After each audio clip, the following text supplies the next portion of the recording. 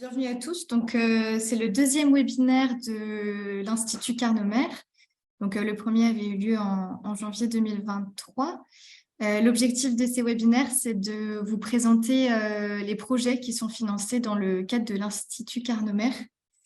Les deux projets qui seront présentés aujourd'hui, ce sera Stéréo Vidéo et Archimour. Donc, le premier, alors l'ordre a été inversé. Le premier projet présenté, donc, ce sera Archimour, lien matériaux, architecture, propriétés mécaniques des câbles synthétiques pour l'ancrage des éoliennes flottantes.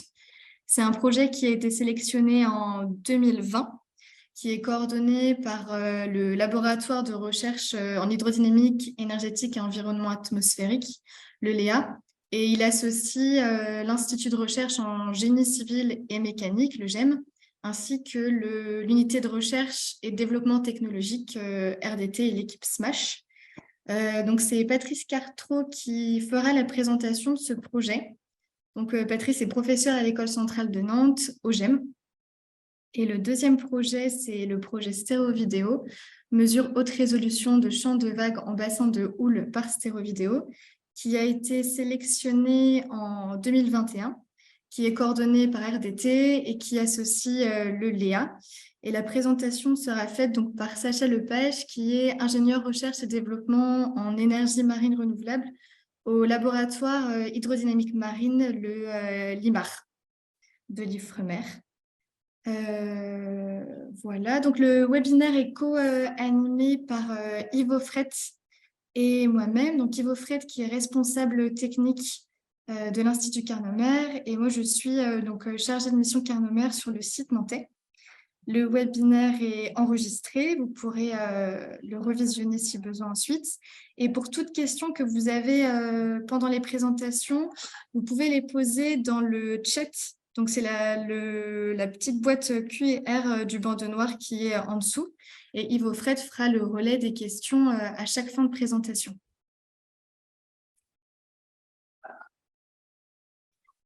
C'était tout pour le mot d'introduction. Et donc, les webinaires Carnomer, c'est mis en place depuis début 2023. L'objectif, c'est effectivement d'échanger autour des projets de recherche thématiques ingénierie marine qui sont financés par l'Institut Carnomer, de découvrir les objectifs et les résultats des projets qui sont présentés. Et c'est aussi l'opportunité d'échanger avec les porteurs et les équipes des unités de recherche labellisées Institut Carnomer. C'est 3 à 4 webinaires par an. Donc, le prochain sera en septembre et c'est environ 1 heure et toujours par Zoom avec une inscription préalable. Vous pouvez retrouver les informations sur le LinkedIn du Carnomer, sur le site internet du Carnomer ou par mail.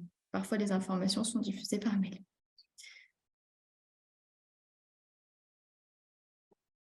Je te laisse prendre la suite, Patrice. Merci. Bonjour à tous. Donc, je vais vous présenter le projet Archimour qui a déjà été introduit par Lauriane. Donc, dans le cadre de ce projet, on s'intéresse aux lignes d'ancrage pour l'éolien flottant, des lignes en synthétique. Donc, les partenaires, c'était un projet qui était coordonné par le LEA, donc avec l'Ifremer et le GEM. Donc, à l'Ifremer, c'est Peter Davis qui a un très haut niveau d'expertise sur les câbles synthétiques qui était associé au projet. Au LEA, c'est Thomas Soulard, qui est ingénieur de recherche, qui est passé chez OpenSea, et donc moi-même au GEM. Et dans le cadre du projet, on a recruté un jeune ingénieur qui sortait de l'école centrale de Nantes et qui a travaillé en temps plein pendant toute la durée du projet, donc d'octobre 21 à juillet 2022. Et donc, c'est Hugo Tuiliez, et c'est lui qui a principalement travaillé sur le sujet. Et je vais expliquer un peu les différentes phases du projet. Alors, donc, ce à quoi on s'intéresse dans le cadre de ce projet, c'est les lignes d'ancrage qui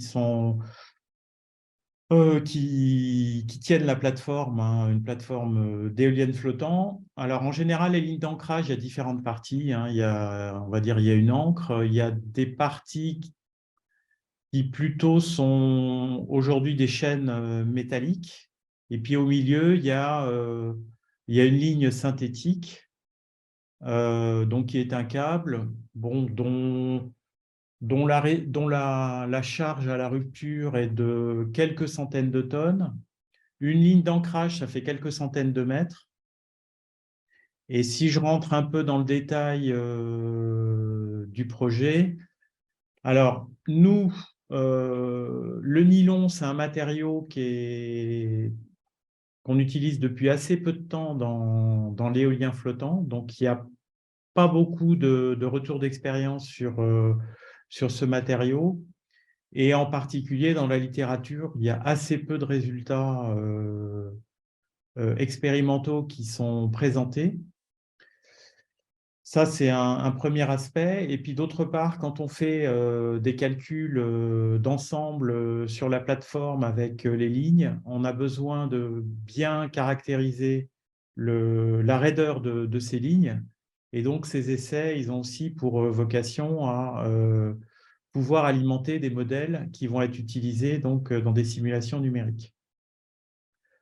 Donc, initialement, les objectifs du projet, il y en avait trois. Hein. C'était d'améliorer la connaissance des câbles synthétiques et de préciser l'influence de leur architecture. Donc ça, j'y reviendrai. Bon, je peux dire que c'est un objectif qui a été en partie atteint. Évaluer les modèles de comportement. Alors, j'y reviendrai. On a fait des essais dits standards et des essais non standards. Donc ça, c'est un sujet sur lequel on a bien avancé. Et puis, au départ, on voulait étudier différentes architectures de câbles pour voir les effets sur la raideur et différents matériaux. Alors, la littérature est assez fournie sur le polyester, qui est un matériau qu'on utilise depuis plus longtemps. Sur le nylon, comme je le disais au départ, il y a un peu moins de résultats. Donc, finalement, on s'est concentré sur le nylon, mais on a testé deux architectures. Alors, pour revenir sur les câbles, hein, aujourd'hui, il y a une tendance au niveau de la conception à ce que le câble global il soit constitué d'un assemblage parallèle de sous-câbles. Et bon, si on détaille un peu comment c'est fait un câble, bon, le constituant élémentaire, c'est une fibre, hein, dont le diamètre est de l'ordre de 10 microns. Ensuite, on fait un assemblage parallèle de fibres pour obtenir ce qu'on appelle un fil. Alors, on les tord un tout petit peu pour que ça se tienne. Et puis ensuite, ces fils eux-mêmes, on les met ensemble avec une certaine torsion pour obtenir ce qu'on appelle un brin. Et puis après, on fait un assemblage de brins. En général, chacun d'entre eux décrit une hélice et on obtient ce qu'on appelle un toron. Et puis après, ces torons, on les assemble toujours sous forme d'hélice et on obtient un subrope, ce qu'on appelle un subrope. Donc là, vous avez une autre vue hein, qui vous montre un peu les différentes échelles intermédiaires entre la fibre et le câble. Alors maintenant, si on s'intéresse à la réponse mécanique d'un câble, bon, c'est assez riche parce que donc le comportement est non linéaire. Ça, on aura l'occasion d'y revenir. Et puis, il y a des effets visqueux qui se manifestent aussi à travers une dépendance à l'histoire du chargement. Donc, par exemple, quand on fait un essai sur un câble vierge, entre guillemets, c'est-à-dire qui n'a jamais été chargé, le premier essai va donner des résultats qui sont différents des deuxièmes, troisièmes, etc. Mais le premier essai particulièrement, il est très différent des résultats qu'on obtient sur les autres essais parce qu'il y a une espèce d'alignement moléculaire là, qui se passe et qui se passe une fois pour toutes. Et après, ça a une incidence sur le comportement post ce premier essai. Et puis, le matériau retient, enfin, garde en mémoire le niveau maximum d'effort qu'il a subi au cours du temps. Voilà, donc ça a une incidence sur le comportement du matériau. Alors, nous, ici, on s'est placé dans un cadre restreint qui consiste à étudier la réponse des câbles dans le contexte de l'éolien flottant, c'est-à-dire avec des sollicitations qui viennent préférentiellement de l'action de la houle et du courant. Et donc, on s'intéresse à ce qu'on appelle la raideur dynamique du câble, c'est-à-dire pour des sollicitations qui évoluent temporellement à une fréquence qui est la fréquence de la houle. Alors, pour autant, on a quand même voulu étudier la viscosité du matériau et voir dans quelle mesure le comportement pouvait évoluer quand on changeait la fréquence de sollicitation. Donc, les essais dits standards, qu'est-ce qu'on fait? On applique une sollicitation qui correspond à une tension moyenne avec, autour de cette tension moyenne, des oscillations cycliques dont la fréquence, on a pris deux valeurs, hein, soit 15, enfin, dont la période, pardon, elle vaut soit 15 secondes, bon, ce qui est proche d'une période de houle, soit 100 secondes, qui est beaucoup plus long. Et donc, les deux paramètres, enfin, les trois paramètres de ce chargement, hein, c'est la tension moyenne, c'est l'amplitude et c'est la période. Et puis, donc, on a fait des essais sur deux types de câbles, hein. Donc là, il y a deux taurons qui sont tressés entre eux. Et le diamètre, donc, c'était 15 mm. Et puis, on a fait aussi des essais sur trois taurons dont le diamètre, c'était donc 40 mm. Alors, c'est des essais mouillés, hein, parce que le nylon, c'est un matériau qui est très hydrophile. Et en mer, il est sous l'eau. Donc, il faut reproduire ces conditions en mer. Et là, vous voyez, c'est un capteur dit à fil. Donc ça, c'est l'extrémité qui est fixe. L'autre extrémité est mise sur le câble. Et ça, c'est un moyen de mesurer l'allongement du câble. Voilà. Alors, sur la prochaine diapo, je vais récapituler ce qu'on obtient quand on fait une campagne d'essai. Alors, c'est assez riche, hein, mais je vais passer pas mal de temps là-dessus. Là, ce qu'on trace, c'est la tension en fonction du temps. Donc, comme je l'ai dit, la tension, on oscille autour d'une valeur moyenne. Alors là, les oscillations sont très rapprochées, hein, donc ça fait un rectangle plein, mais à chaque fois, on a des oscillations, hein. Et donc, successivement, on fait des oscillations avec une fréquence courte, enfin une période de 15 secondes. On fait 100 cycles à 15 secondes, suivi de 100 cycles à 100 secondes. Ensuite, on garde la même valeur moyenne, mais on change l'amplitude. Et donc, tous les résultats que vous avez ici en bleu, on a la même valeur moyenne et on a 4 valeurs d'amplitude différentes. Et donc, à chaque fois, on a 100 cycles à 15 secondes et 100 cycles avec une période de 100 secondes. Et ensuite, on change la tension moyenne et on refait à nouveau 100 cycles avec une période de 15 secondes, 100 cycles avec une période de 100 secondes et en faisant varier l'amplitude. Et puis, donc, on a fait comme ça d'autres séries. Donc là, c'est la tension qu'on impose à l'échantillon. Et là, on mesure son allongement. Donc, ça correspond, là, on a la même échelle de temps ici et là. Donc là, c'est l'allongement qu'on mesure pour les tensions qui correspondent à ces différentes valeurs. Et donc, si j'exprime la tension en fonction de l'élongation, eh bien, je fais apparaître la raideur de l'échantillon qu'on est en train de tester. Et cette raideur, je la trace sur un intervalle de tension qui correspond à les valeurs extrêmes que j'ai sur un cycle.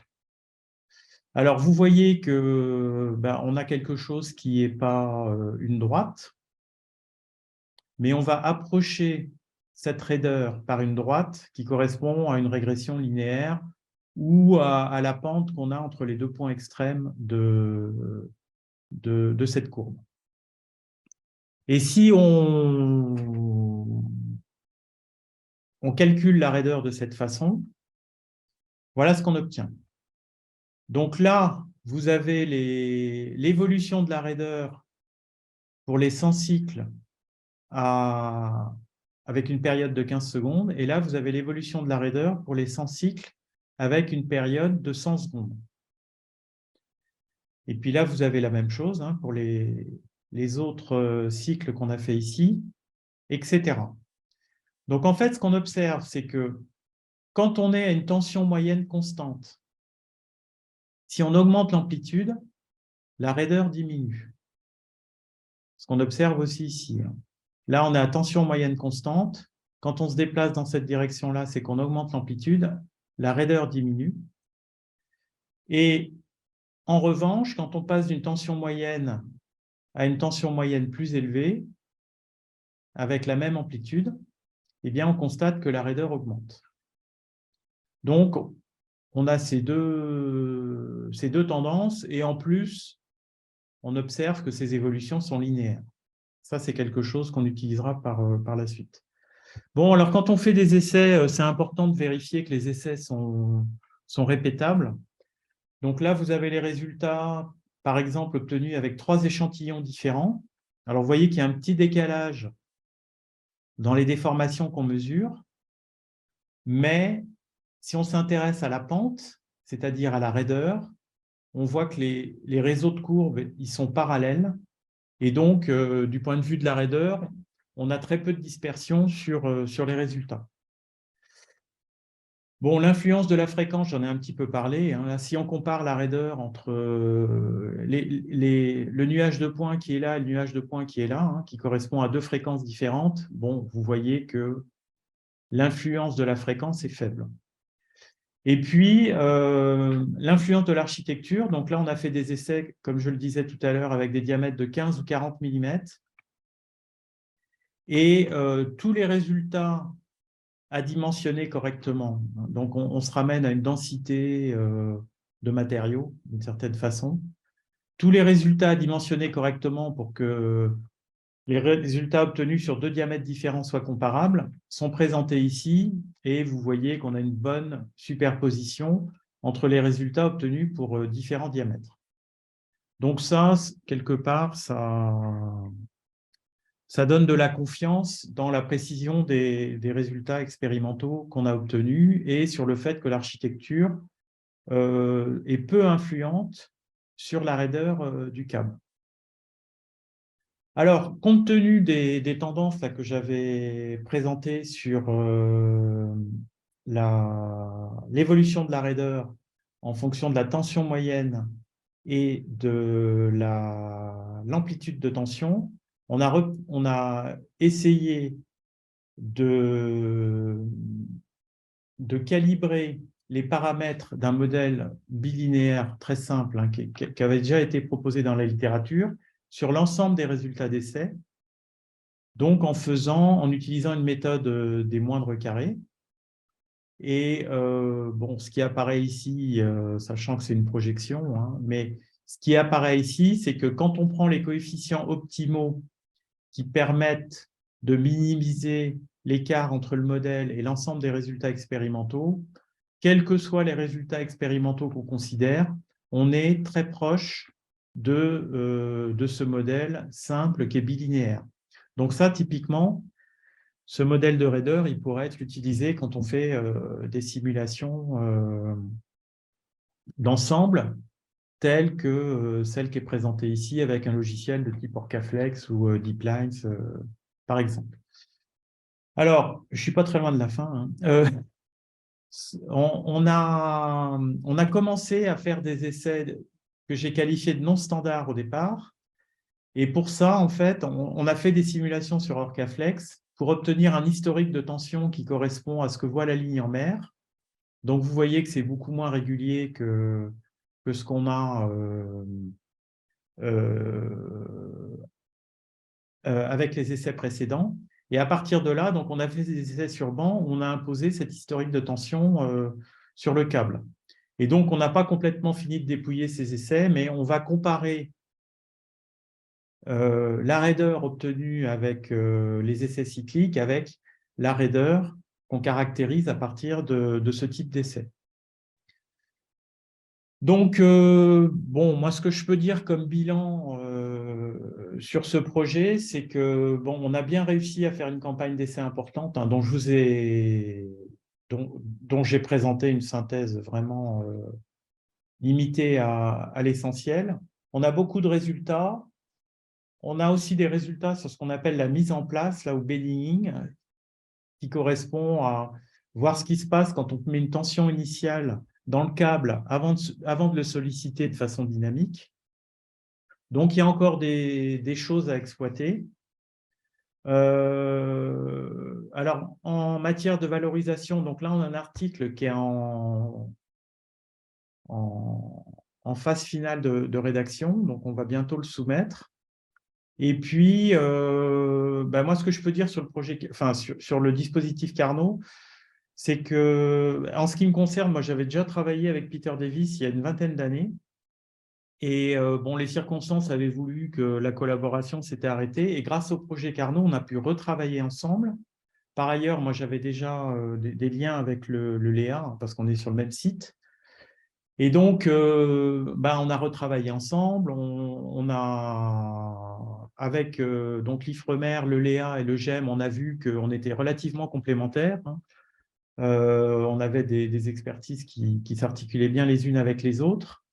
Et ça nous a permis de répondre ensemble sur la même thématique à 3 projets, un H2020 et 2 projets ADEME. Alors, l'H2020 n'est pas passé, mais les 2 projets ADEME sont passés. Et donc, actuellement, il y a une thèse en cours sur le même sujet, hein, bon, et dans le cadre duquel on va s'intéresser aussi à la fatigue. Et il y a une autre thèse qui va démarrer à l'automne prochain. Voilà, bah c'est la fin de ma présentation et je vous remercie de votre attention. Bonjour à tous. Merci Patrice pour votre présentation. Alors du coup, je vais prendre les questions, je vais les relayer. Donc n'hésitez pas, hein, à les écrire et je les retransmettrai. Le temps que les questions arrivent, que les premières questions arrivent, j'en ai quelques-unes en fait à l'issue de votre présentation. Je voulais savoir quelles seraient les premières applications, on va dire, industrielles possibles à l'issue de ces travaux, en fait. Bah, des applications industrielles, il y en a déjà. Il y en a déjà, par exemple, sur le projet Flogen, qui est la première éolienne flottante qui a été installée en France. En 2017, il y a déjà des lignes en nylon qui sont dessus. Mais en fait, donc ça peut paraître paradoxal, on a l'impression qu'on fait de la recherche sur un sujet sur lequel il y a déjà des applications industrielles, mais malgré tout, quand bien même aujourd'hui, il y a des lignes en mer qui ont déjà quelques années de durée de vie, il y a une certaine méconnaissance de ces lignes, hein, et de leur comportement, et en particulier de leur comportement en fatigue. Et donc aujourd'hui, ces lignes, elles sont très surdimensionnées. Donc, si on vise une durée de vie de 10 ans, on va les dimensionner pour 100 ans en mettant des coefficients de sécurité un peu dans tous les sens. Donc, il y a un besoin de mieux caractériser à la fois leur comportement pour savoir réellement les niveaux de tension qu'elles subissent, et puis, comme je le disais, leur comportement en fatigue. D'accord. Très bien, merci. Et du coup, une deuxième question, on va dire, je voulais savoir, est-ce qu'il y a d'autres applications que les EMR, on va dire, pour ces lignes d'ancrage? Et je pensais tout particulièrement à des bouées donc dans le domaine océanique, hein, par grand fond. Est-ce qu'on pourrait valoriser, on va dire, ces travaux dans le cadre d'ancrage de bouées?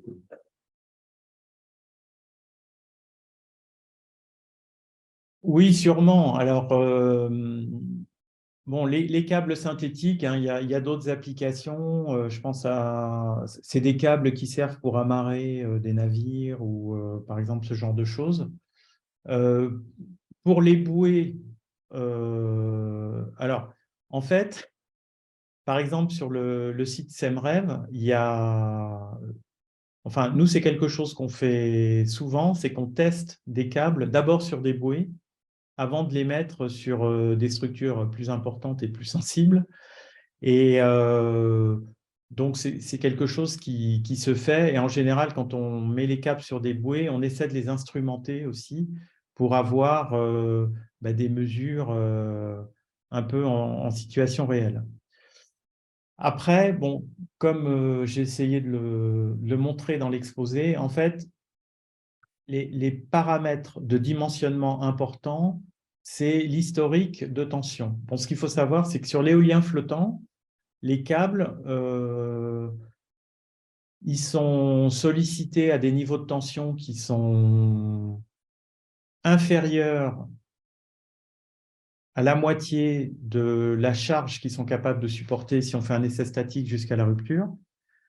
Donc, enfin, voilà, on a une marge là-dessus. On est plutôt autour de 25 à 30% de la charge à la rupture, la tension moyenne que voit le câble, pour des états de mer qui ne sont pas des tempêtes.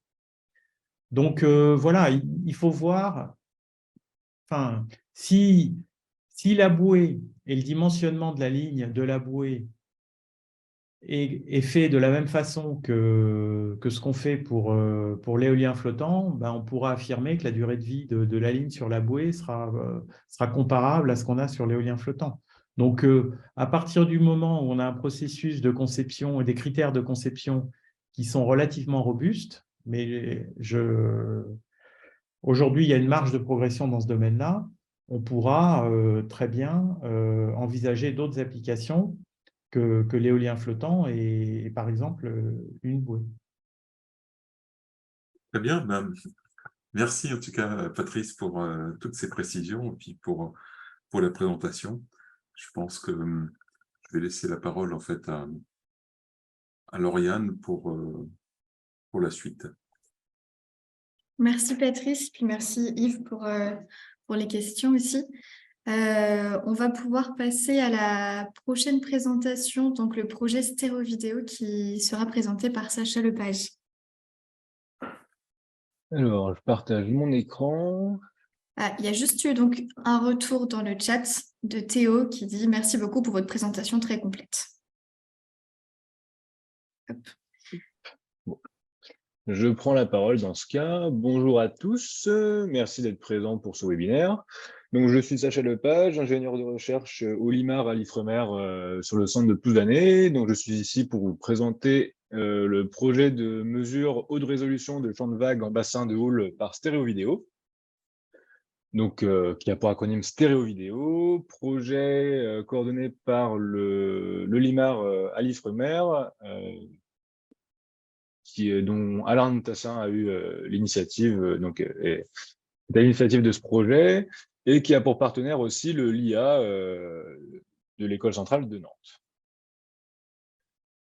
Donc, je vais commencer par un petit état de l'art et donc vous introduire un peu le concept de stéréo-vidéo. Donc, la stéréo-vidéo, qu'est-ce que c'est? C'est l'utilisation synchronisée d'au moins 2 caméras afin de produire une image en 3 dimensions. Donc, en fait, pour créer une image en 3D à partir de 2 caméras, on va venir mesurer en fait le déplacement. En fait, on va venir chercher des correspondances de points entre 2 images.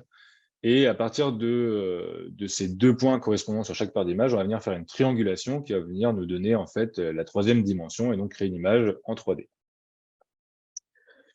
Alors, des exemples d'applications, c'est notamment pour faire de la computer vision, comme on dit, donc mesurer par exemple des distances à bord d'un véhicule autonome, faire de la vision 3D robotique. Ici, alors je ne sais pas si vous voyez ma souris, mais si je mets le laser. Ici, on a un exemple de reconstruction en fait en 3D de la basilique Saint-Pierre à partir d'images faites par des touristes.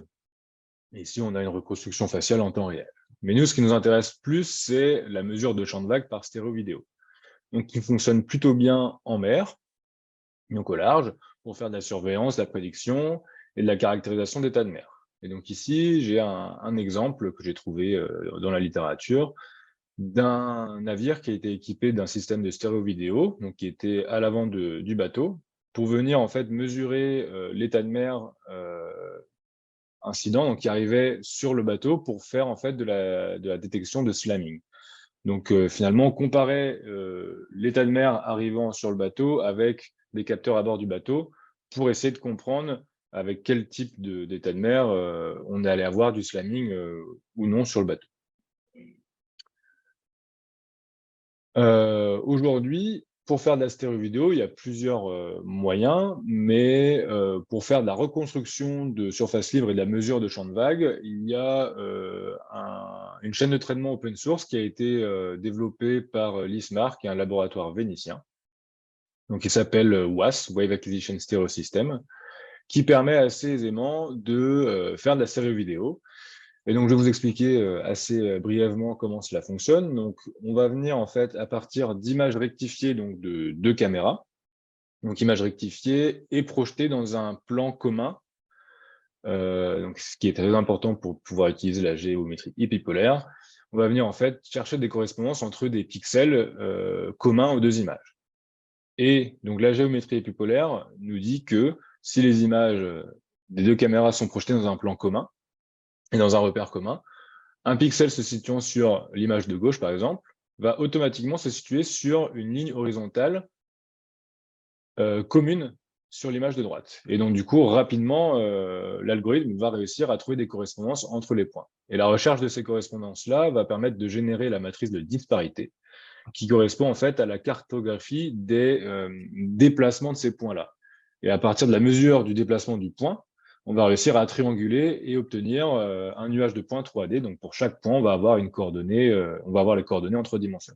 Donc, ce qui permet en fait de récupérer la surface libre en 3D, comme on peut le voir ici sur l'image. Alors, du coup, pourquoi nous, ça nous intéresse de développer la mesure de champ de vagues par stéréo-vidéo en bassin d'essai? Eh bien, en fait, en bassin d'essai, à l'heure actuelle, pour faire la mesure de houle, on utilise des sondes ponctuelles. Donc ici, on a un exemple de sonde asservie. Donc ici, on peut voir juste une petite tige là qui vient à la surface de l'eau, qui monte et qui descend en fonction des vagues incidentes. Et donc ces mesures-là ne donnent qu'une mesure ponctuelle, ce qui est plutôt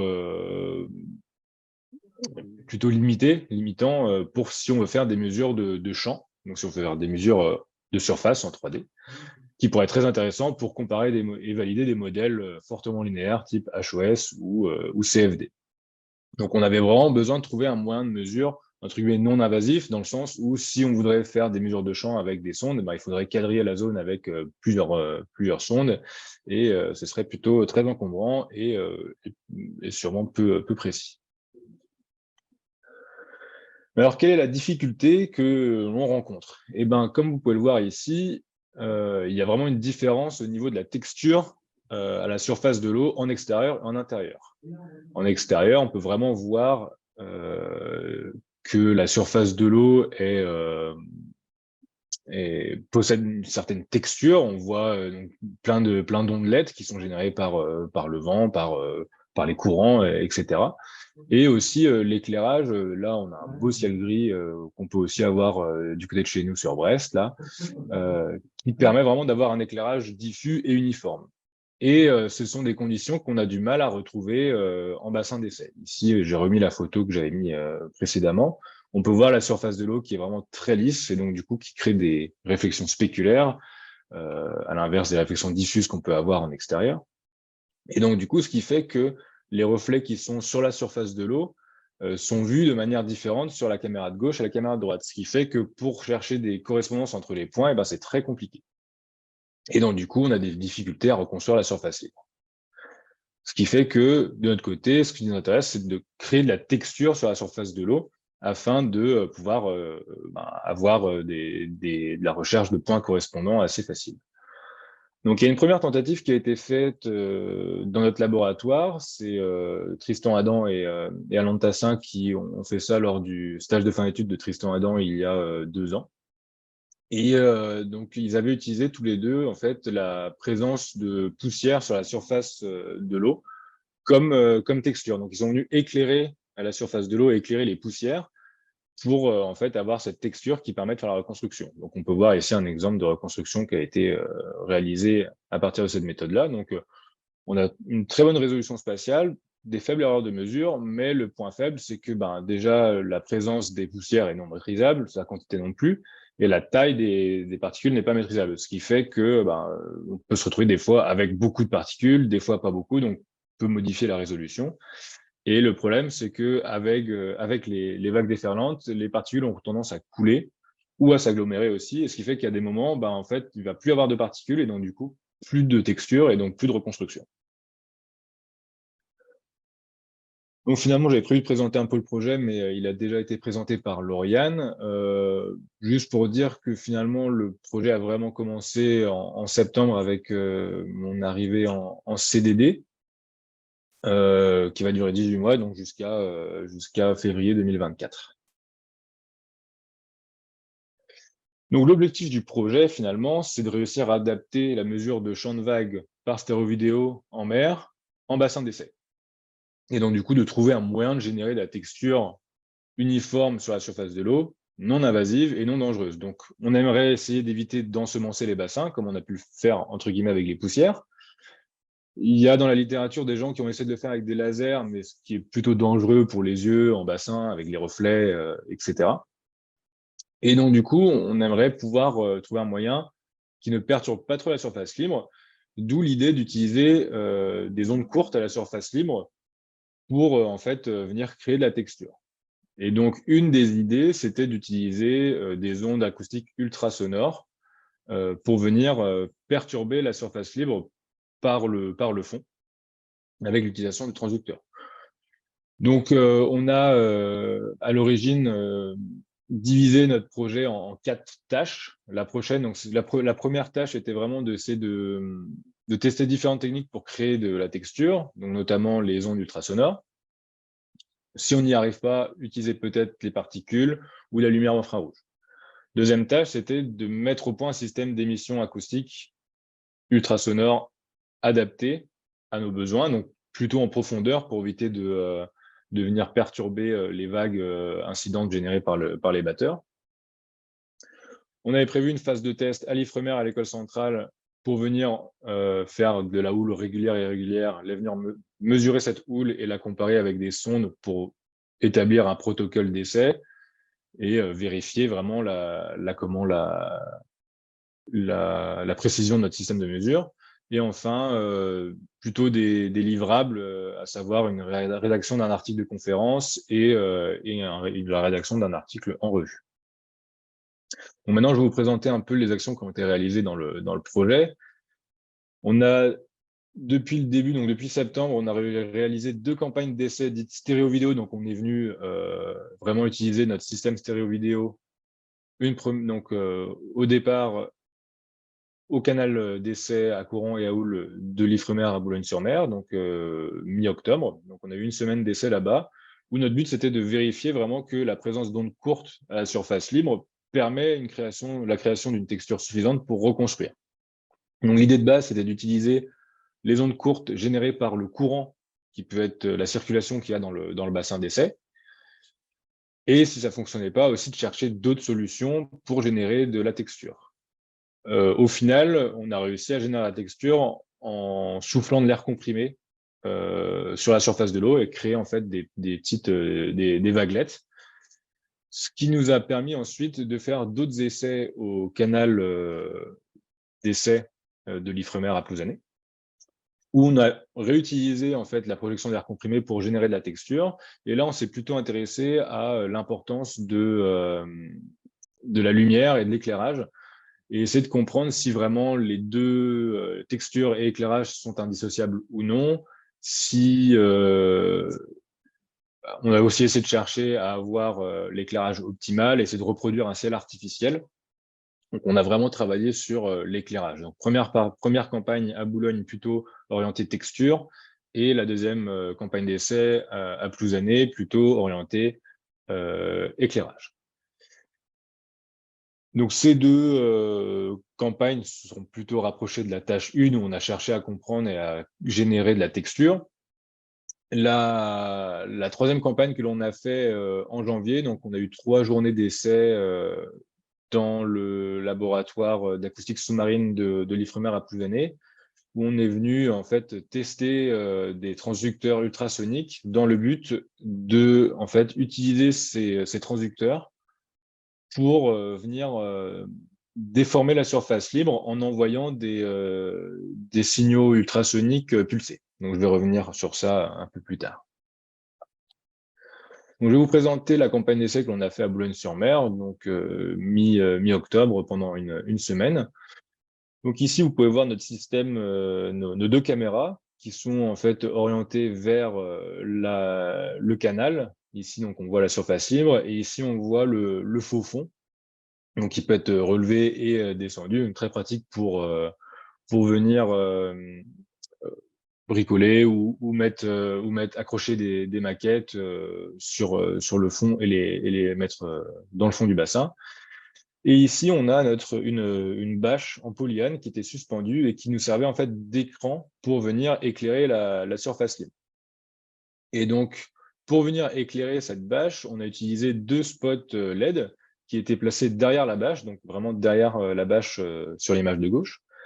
Et ces 2 spots étaient orientés vers le plafond, de manière à rétroéclairer la bâche pour avoir vraiment un éclairage uniforme et pour éviter toutes les zones d'ombre qui pourraient en fait perturber notre construction. Après avoir étalonné nos caméras et monté notre système, on a voulu faire un premier test et on a voulu reconstruire en fait le faux fond qui était sec, et on s'est dit que le faux fond allait être plutôt simple à reconstruire vu qu'il y avait quand même pas mal de textures en fait sur le faux fond. Et il s'avère que notre reconstruction était plutôt précise, vu que l'erreur sur l'altitude, en fait, sur l'accordement en Z était de 2,7 mm, donc plus ou moins 2,7 mm d'erreur sur la reconstruction du faux fond. Donc ici, on peut voir la vue de la caméra de gauche avec le faux fond et la zone qui est reconstruite, donc qui mesure environ 2,5 m par 2,5 m. Après avoir fait donc ces tests, on a cherché du coup à générer de la texture sur la surface libre. Donc on a essayé plusieurs moyens. Donc comme je l'ai expliqué, le courant, la circulation d'eau dans le bassin pour générer la texture. On a essayé aussi de jeter, de venir perturber la surface libre en jetant de l'eau dans le bassin. Voilà, mais finalement, ce qui a le mieux fonctionné, c'était d'utiliser en fait de l'air comprimé que l'on projetait à l'aide d'une soufflette à air comprimé sur la surface libre. Donc là, ici, on peut voir une image avec donc toutes les ondelettes et les vaguelettes générées par la projection d'air comprimé sur la surface libre. Et ici, l'image en dessous, on voit la zone qui est reconstruite et qui correspond exactement à la zone affectée par les ondelettes. Et donc, à partir de cette image-là, on a réussi à faire de la reconstruction et on a réussi à reconstruire la surface libre de manière plutôt dense. Donc, on a continué à utiliser l'air comprimé pour générer de la texture et on en est venu à... alors, vite... Voilà. On en est venu à reconstruire en fait une houle régulière. Donc, on a continué à souffler de l'air comprimé. Donc, ici, on peut voir en fait un peu les ridules générées par la projection d'air comprimé, mais on a réussi à reconstruire en fait une houle. Donc, genre un deuxième exemple là, d'une houle un peu plus courte, où on peut voir vraiment le mouvement de l'eau. Alors ici, les images ont été captées à 10 images par seconde, donc c'est pour ça que c'est un aspect un peu saccadé. Mais voilà, c'est un peu une retranscription en temps réel de ce qu'on a pu observer dans le bassin d'essai. Donc, fort de cette campagne d'essai et des résultats qu'on a pu avoir avec l'air comprimé, on a voulu, du coup, dans le bassin d'essai, dans le canal d'essai de Plouzané, on a voulu investiguer un peu plus sur l'importance de l'éclairage, donc du coup en utilisant l'air comprimé comme moyen de création de texture. Donc ici, on s'est placé dans le canal avec une seule sortie d'air comprimé qu'on a placée au-dessus du bassin. Donc ici, on peut voir une vue un peu de ce que ça donne dans la réalité avec nos deux caméras. Et on est venu placer en fait notre bâche en polyane au-dessus de façon à en fait essayer de reproduire un ciel artificiel. Donc on a un peu fait une sorte de tente, en fait, on va dire, avec notre bâche polyane pour essayer d'avoir un éclairage uniforme. Donc pendant cette campagne d'essai-là, on a testé vraiment énormément de configurations, 88 configurations, j'ai noté dans mon cahier d'essai, en essayant d'éclairer, en ouvrant la porte du bassin pour avoir un éclairage plutôt dit naturel, en essayant de reproduire cet éclairage-là, en bougeant les spots, en éclairant une porte, en rajoutant une voile pour faire un écran et donc essayer d'éclairer notre ciel artificiel avec une voile blanche. Ensuite, on a enlevé nos bâches et on a replacé ces bâches-là par des voiles un peu plus épaisses et voir si ça avait une influence sur l'éclairage. Et finalement, on s'est rendu compte que ce qui était très important, c'était quand même vraiment d'avoir notre éclairage uniforme et lointain et unidirectionnel. C'était surtout d'éviter d'avoir en fait deux sources lumineuses qui se croisent, mais plutôt une source unique, unidirectionnelle. Nos expériences avec les écrans nous ont montré que c'est aussi intéressant d'avoir un écran qui est plus large que la zone que l'on cherche à reconstruire, pour éviter d'avoir des ombres. Et enfin, on s'est rendu compte que notre tunnel, là, finalement, avec les bâches polyanes, servait un peu de filtre pour toutes les lumières parasites que l'on pouvait avoir. Et donc, ça revenait un peu à ce qu'on a pu faire à Boulogne. En fait, à Boulogne, on pouvait faire le noir total dans le bassin et qu'on avait uniquement nos spots d'éclairage, chose qu'on a du mal à faire à Plouzané. Et donc, du coup, notre bâche ici servait un peu de filtre pour toutes ces lumières parasites. Et ce qu'on a pu voir, c'est qu'effectivement, une autre question à laquelle on voulait avoir une réponse, c'était est-ce que la présence de textures à la surface de l'eau permet la reconstruction? Et en fait, là, on peut voir, c'est la même houle, mais reconstruite avec la position de l'air comprimé différente. Ici, on peut voir que l'air comprimé est soufflé au milieu, ici.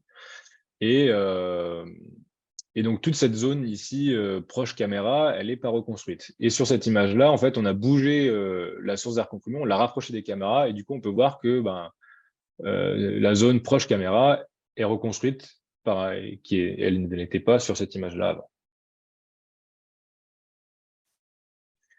Pour finir, je vais vous parler des essais qu'on a réalisés dans le laboratoire d'acoustique sous-marine. Donc, on est venu tester des transducteurs ultrasoniques dans le but de venir en fait émettre des signaux pulsés. Donc, en fait, on peut envoyer un signal à haute fréquence, donc 200, 300 kHz, ou 38 kHz avec le plus gros transducteur ici, de manière à venir perturber la surface libre. Et en fait, nous, ce qui nous intéresse, c'est de pouvoir perturber la surface libre pour générer de la texture. Donc, on est venu placer nos transducteurs sous l'eau à différentes hauteurs et on est venu observer la surface libre et voir si elle était perturbée. Alors là, je vais vous montrer juste un cas qu'on a testé avec le gros transducteur de 38 kHz, donc 230 décibels. Et ici, on peut voir comment que la surface libre est un peu affectée. Alors, je vous montre la même image du point de vue des caméras. Donc, on peut voir qu'il y a des ondes courtes qui sont générées, donc qui pourraient être intéressantes dans notre cas pour générer de la texture, mais la surface affectée au vu de la taille du transducteur est vraiment petite et nécessite beaucoup de puissance. Et là, on est situé à 21 cm de profondeur, ce qui fait que, en fait, on a essayé de reproduire l'expérience à plus forte profondeur et ça ne fonctionne pas. Ce qui fait que, dans notre cas, pour venir mesurer de la houle, le transducteur s'est trop proche de la surface et donc, du coup, c'est perturberait la houle incidente. Donc, c'est pas forcément intéressant pour nous. Donc, pour le plaisir des yeux, je vous mets quand même juste une image à vitesse réduite de ce qu'on a observé. Donc, c'est exactement le même phénomène que vous venez de voir, mais à vitesse réduite. Donc, 2500 images par seconde. Alors, je ne sais plus quelle fréquence elle est diffusée, mais voilà. Donc, on voit vraiment toutes les petites ondes courtes générées par des surcotes dues à l'émission de signaux pulsés. Par contre, ce qu'on a pu remarquer pendant cette expérience, c'est la présence de taches qui apparaissent juste après l'émission du pulse. Et ce phénomène-là dure exactement la durée de l'émission du pulse. Et donc, les tâches apparaissent et disparaissent juste au moment où les surcotes apparaissent et les ondes courtes apparaissent. Et donc, ces tâches-là, on arrive à les observer à 67 cm de profondeur et presque même à 1,5 m de profondeur. Alors là, pour les observer, il faut vraiment se mettre dans des conditions particulières, avec des éclairages particuliers, mais toutefois, on arrive à les observer. On n'a pas exploité plus cette expérience-là. On a d'ailleurs une réunion cet après-midi pour en discuter, donc pour voir si on continue ou pas à investiguer sur ce phénomène-là. Pour conclure sur les essais en acoustique sous-marine, la génération d'ondes de surface paraît compliquée, nécessite beaucoup de puissance. Les transducteurs doivent être assez proches de la surface, donc ce qui est plutôt incommodant pour mesurer de la houle. Et par contre, donc, ces taches blanches-là qu'on a observées, d'après la littérature, en tout cas de ce que j'ai pu trouver dans la littérature, ça pourrait s'apparenter à des bulles dues à de la cavitation acoustique générée par l'émission de signaux ultrasoniques. Et donc, dans les perspectives, on pourrait quand même essayer, en fait, avec de la houle, et investiguer sur l'apparition de ces taches pour voir si elles apparaissent vraiment juste à la surface ou si c'est sur toute la colonne d'eau, et dans ce cas-là, pas exploitable pour la génération de textures, pour la stéréovidéo. Donc voilà, pour faire un bilan de nos premiers mois de recherche sur la stéréovidéo. Donc, ce qu'on a fait, c'est qu'on a pris en main notre système, qu'on a testé, qu'on a vérifié que la génération de textures par onde courte permet la reconstruction. Donc, ça, c'est acquis. On sait que ça fonctionne.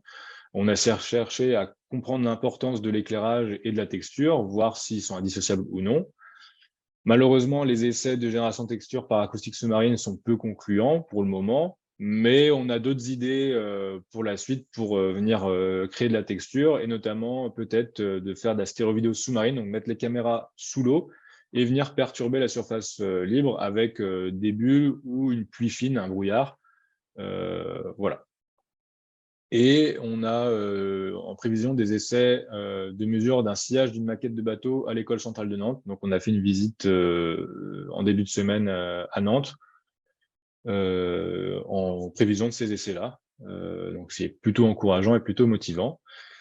Et donc, en ce moment, il y a la rédaction d'un article de conférence qui est fait pour une conférence à Helsinki, donc l'International Workshop of Ship and Hydrodynamics, on ship and Hydrodynamics, pardon, qui aura lieu fin août en 2023 avec une publication dans IOP Conference Series. Voilà pour ma présentation. Merci de votre attention et voilà, je vous laisse poser vos questions si vous en avez. Oui, ben merci Safran pour cette présentation très intéressante. Alors, effectivement, il y a plusieurs questions. La première, c'est, on va dire, pourquoi avoir utilisé ce type de caméra voilà, par rapport au modèle. Et puis, moi, j'avais aussi une autre question un petit peu complémentaire par rapport au type de caméra. C'était pour savoir si, notamment, vous avez aussi évalué d'autres technologies que la vidéo. Enfin, je pensais notamment à des radars ou lidar. Ok. Alors, pourquoi ce type de caméra? C'est vrai que je n'ai même pas présenté vraiment les caméras. Ce sont des caméras rapides. Alors, c'est vrai que la résolution des caméras est un peu limitante, mais finalement, c'est des caméras qu'on avait déjà au bassin d'essai. Donc, c'est du matériel qu'on avait avec nous, donc ça a évité aussi de faire d'investissement. Donc, on a utilisé ces caméras-là pour commencer. Voilà, pour le moment. Peut-être que Alan a une autre réponse à donner dans le chat, mais je pense que voilà. Très bien. Et par rapport à d'autres technos qui seraient... Ah oui, par rapport... Alors, a priori, de ce que j'ai compris, tout ce qui est technologie LIDAR et compagnie ne fonctionne pas en bassin. Alors, j'ai pas forcément la réponse scientifique pour pourquoi, mais voilà, de ce que j'ai compris, ça ne fonctionne pas en bassin, donc on n'est pas allé chercher à tester ça. Ok, très bien. Merci. Il y Et a un commentaire qui a été ajouté par Alan dans le chat qui précise qu'en fait, les caméras ont une très bonne sensibilité à la lumière Ah oui, c'est vrai. Oui, et pardon. qu'il y a un problème de texture avec le lidar. ok, très Alors, je bien. vois qu'il y a... Ouais. Alors, je prends les questions. Il y a beaucoup de remarques également, enfin de compliments par rapport à la présentation. Et autrement, une question pour recréer l'élévation 3D de la surface libre à Mhm. partir de 2 caméras. Utilisez-vous en fait la solution logicielle open source WAS, quoi. Oui, c'est ça, oui, je l'avais dit, j'avais précisé au début, oui. Tout à fait. Mais il n'y a pas eu Ouais. de développement particulier. Non, là, pour l'instant, en fait, on a vraiment cherché à réutiliser le WAS tel qu'il est utilisé en mer. Et on a juste vraiment, on a pris WAS tel quel et on a réutilisé WAS pour faire nos reconstructions 3D en intérieur, en bassin. D'accord. Donc ça, c'était une question de Guillaume Jacquenot. Et Mhm. également, une autre question de Guillaume. Une fois que les cartes d'élévation 3D recréées, Mhm.